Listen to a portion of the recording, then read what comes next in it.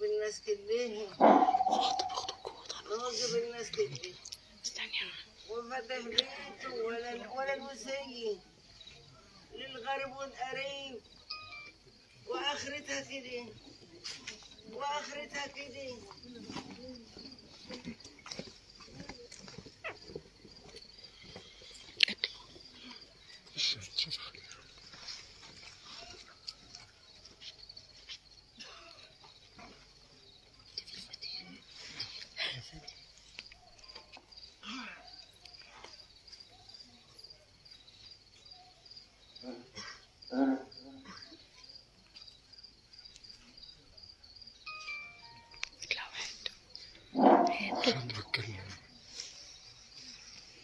مساء الخير متابعينا الكرام، اهلا ومرحبا بحضراتكم في كل مكان. إنا لله وإنا إليه راجعون، ولا حول ولا قوة إلا بالله العلي العظيم. الدعاء في البداية بالرحمة والمغفرة للأستاذ نور عمدة قرية الطيبة التابعة لمركز نبرو محافظة الدقهلية، اللي حياته انتهت على يد أحد الأشخاص هنا بالقرية بعد انتظار خروجه من المسجد اليوم بعد أداء صلاة الجمعة، وأنا حياته بتسديد عدة طعنات له. والسبب إن الأستاذ نور كان رئيس لجنة الصلح والنزاعات بين الناس، وللأسف الشديد كان حاضر قعدة صلح بين القاتل وبين زوجته، وحكم بما يرضي الله هو واللجنة. وللأسف الشديد الحكم ما عجبش القاتل، فقرر ان هو ينتظر خروجه من المسجد بعد صلاة الجمعة ويسبب له عدة طعنات نافذة أودت بحياته إلى الموت. وإنا لله وإنا إليه راجعون. زي ما حضراتكم شايفين المئات من القرية هنا نساء ورجال وأطفال نزلوا لأداء صلاة الجنازة على الأستاذ نور ووداعه إلى مسواه الأخير وتشييع جثمانه. إنا لله وإنا إليه راجعون، ولا حول ولا قوة إلا بالله العلي العظيم.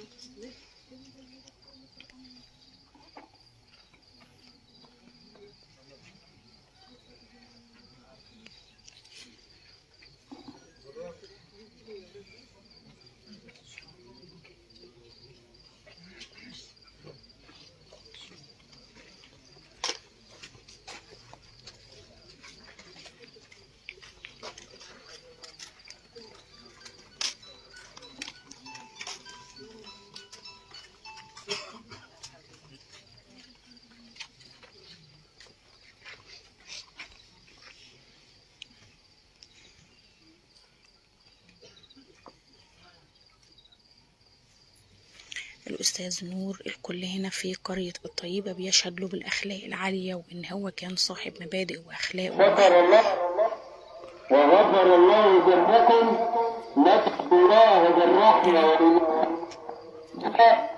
وفي إن شاء الله بكرة بعد صلاة العصر ميتا قدام الجمعية الشرعية. غفر الله سعيكم وغفر الله ذنبكم، ندعو الله بالرحمة والمغفرة للمتوفى.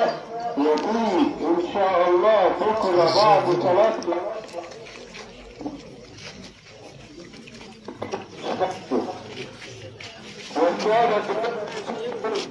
عن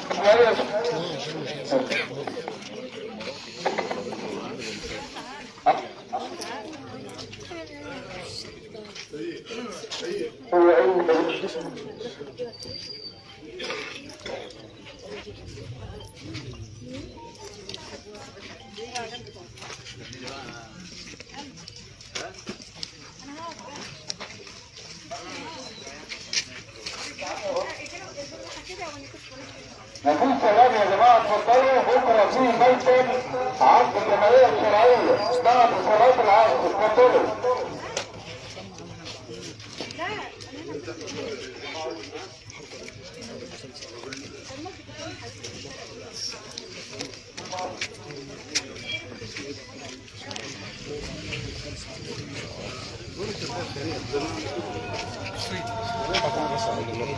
عشان تجيب صورة حلوة. ولا شوف في الإضاءة، في الإضاءة تعالى أو في الإضاءة حبيبي.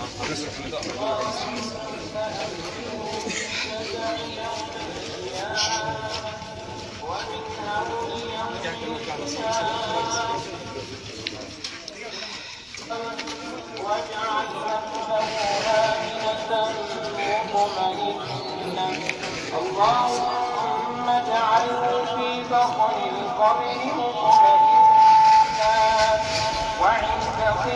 إنا لله وإنا إليه راجعون، ولا حول ولا قوة إلا بالله العلي العظيم. الدعاء للأستاذ نور عمدة قرية الطيبة التابعة لمركز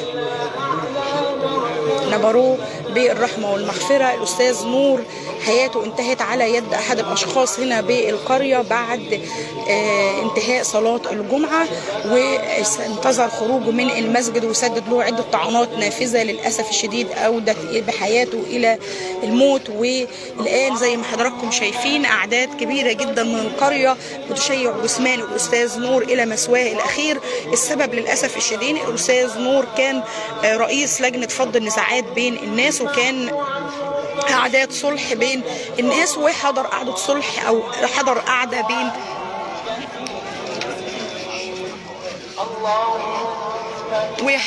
بين الزوج والقاتل وزوجته، وللأسف الشديد حكم بين الزوجين هو واللجنة بما يرضي الله، ولكن للأسف الشديد الحكم ما عجبش القاتل، وقرر ان هو ينهي حياة الأستاذ نور، وانتظر خروجه من المسجد بعد صلاة الجمعة وسدد له عدة طعنات وأنهى حياته على الفور.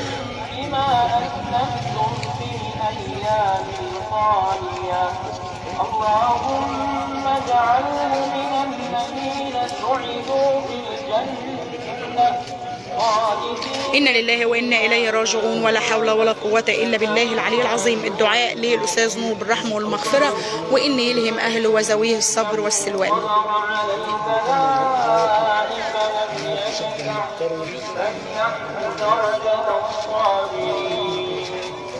الذين يوفون أجورهم بغير حساب فإنك القائل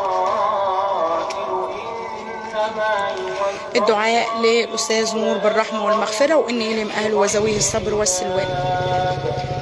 قرية الطيبة التابعة لمركز نبروه في حالة من الحزن، سادت حالة من الحزن اليوم على فراق الأستاذ نور بقرية الطيبة، واتشحت السماء بالسواد بعد سماع وفاة الأستاذ نور على يد أحد الأشخاص هنا بالقرية، بعد تسديد له عدة طعنات بعد انتظار خروجه من المسجد بعد إنهاء صلاة الجمعة. إنا لله وإنا إليه راجعون، ولا حول ولا قوة إلا بالله العلي العظيم. الحاجة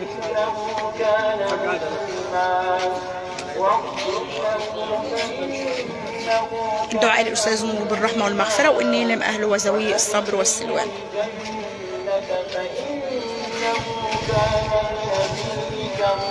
عايز ايه؟ اللهم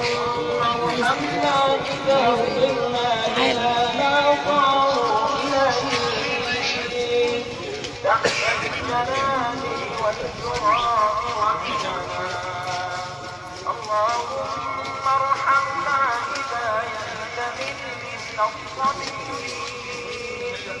ومن علينا الحمد وتخلى عنا الطريق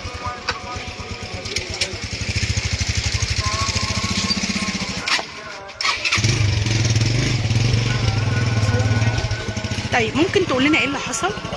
لا انا اعرف، احنا كنا في الدفنه في صلاه الجمعه، وسمعنا ان واحد يعني دخل على الاستاذ نور وغدر بيه في قلب التوك توك وضربه بطعنه بالسكينه. ايه اللي حصل؟ طلعنا على المستشفى لقينا توفى. بسبب الطعن؟ ما اعرفش عشان ما اضحكش عليك، والله اعلم.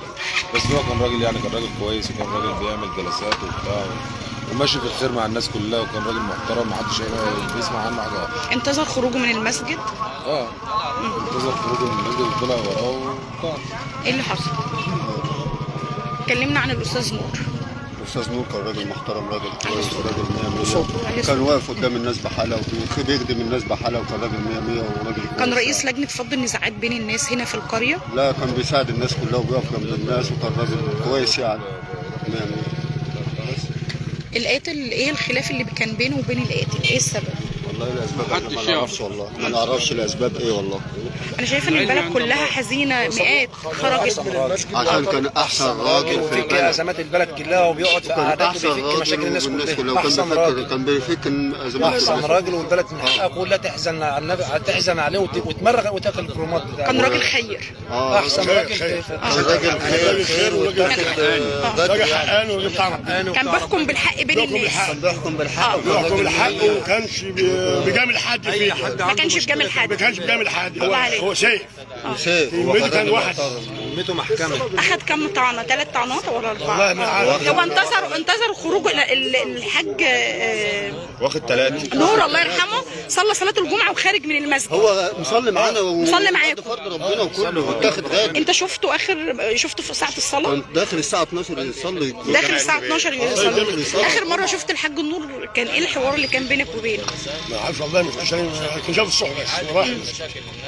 انا شايف الساعه 12 هو داخل المسجد يصلي الجمعه معانا، شايفينه هو داخل المسجد يصلي الصلاه. كان بيحب الناس وبيحب الصلاه، ما كانش بيسيب ولا فرض، كان بيتكلم ظلم كبير، راجل مسالم، راجل مسالم، البلد كلها شاف عيل سلام عليكم اي حاجه سلام عليكم، كان في حاله بس كان هو بتاع خير، هو كان بيحب الحق، ما كانش بيحب يظلم حد. ده دليل ان البلد كلها ما شاء الله بالمئات، يعني اعداد كبيره نازله. ظلم حد، عمره ما ظلم حد، هو بيحب الحق دايما، ما ظلمش حد، ما ظلمش حد. احنا من الساعه 12 واحنا قاعدين قدام المسجد مستنيينه، كل البلد بتحبه، هو ما ظلمش حد، ما ظلمش حد. لا راجل حقاني وراجل بتاع ربنا وعارف ربنا ويخاف ربنا. كلمته كانت واحده بصراحه، ما كانش بيجامل حد ولا عمر حد زعل منه، ومربي اجيال. كان مدير مدرسه، كان مدير مدرسه، كان مدير مدرسه، كان البلد كلها من اصغر واحد لاكبر واحد. احنا كلنا متعلمين على ايديه.